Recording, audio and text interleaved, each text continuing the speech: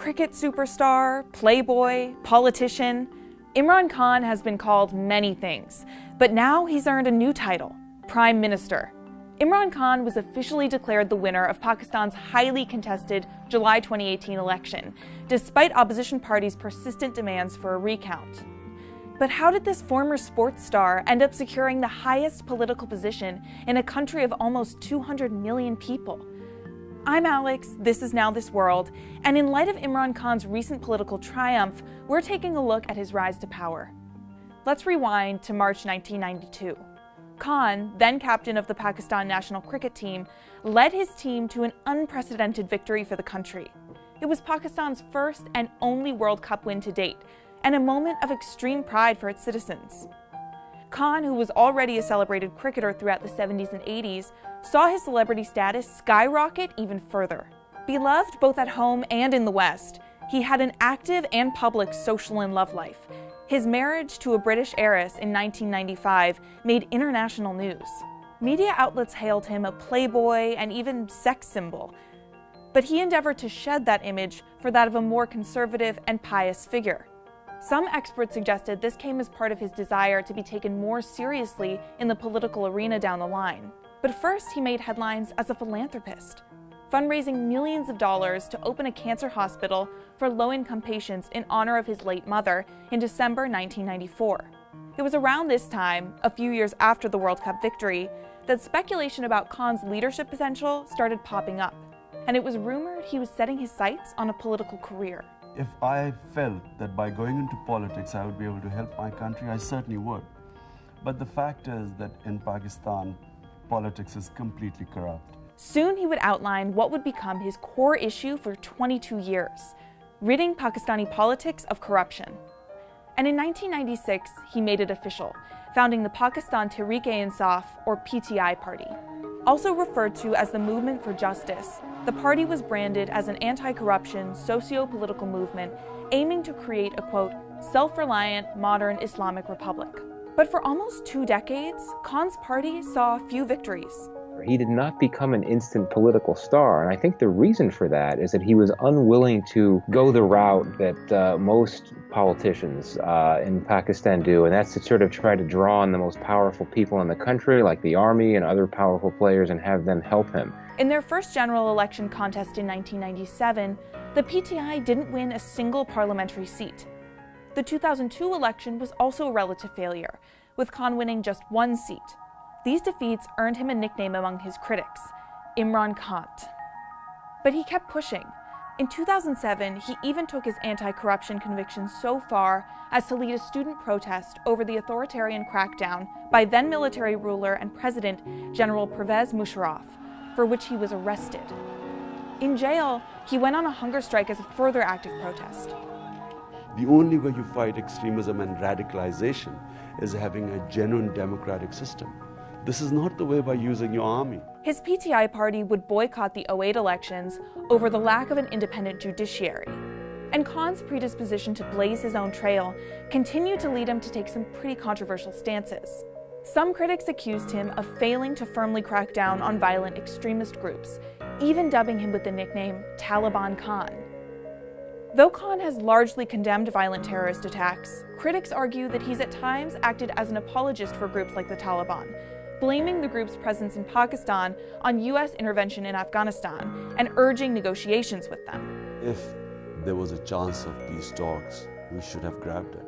Critics also say he's failed to adequately support Pakistan's persecuted religious minorities by strongly defending the country's blasphemy laws. These laws, the foundation of which were first introduced under British colonial rule, criminalize derogatory remarks against the interpretation of Islam sanctioned by the government.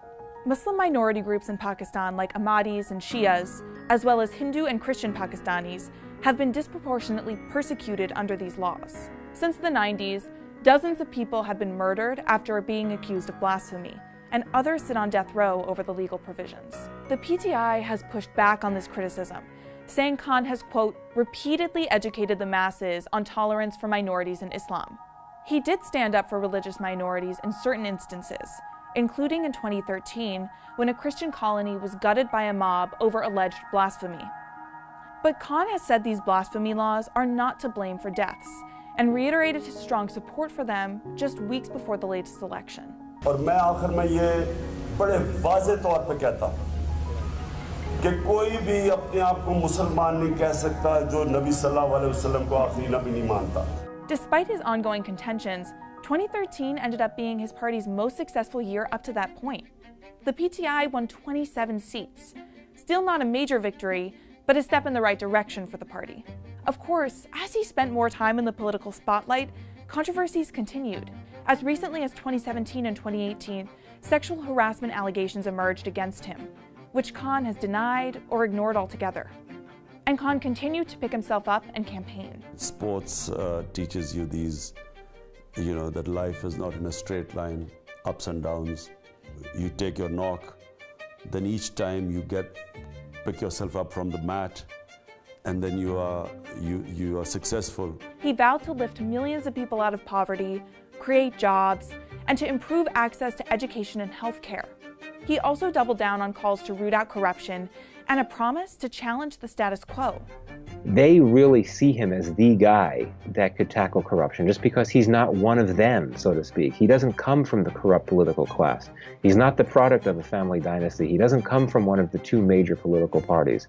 ये सबसे अहम election है पाकिस्तान की तारीख का, क्योंकि एक पहली दफा मौका मिला है कि दो पार्टीज जिन्होंने बारियां ली हैं पिछले 30 साल से, ये मौका है कि स्टेटस को, यानी कि वो पार्टीज जो इस मुल्क के ऊपर कब्जा करके बैठी हुई थी, उनको शिकस्त देने का ये मौका है. Experts say his anti-corruption, anti-elitism, anti-poverty campaigning really resonated with young, middle-class urban voters. As of late 2017, people under the age of 35 accounted for almost half of the country's registered voters. And in July 2018, the Pakistan Tehreek-e-Insaf Party won 115 out of 270 available seats. He had finally achieved a goal that was more than 2 decades in the works. There was mass celebration in the streets.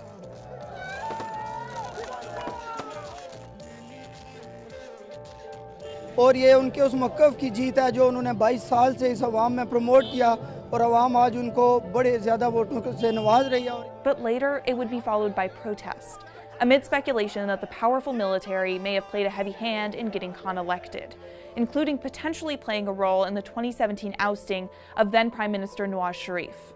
The expert we spoke to says Khan's relationship with the military will be one of the single most important determining factors in how successful his government will be. Khan may have a tough road ahead.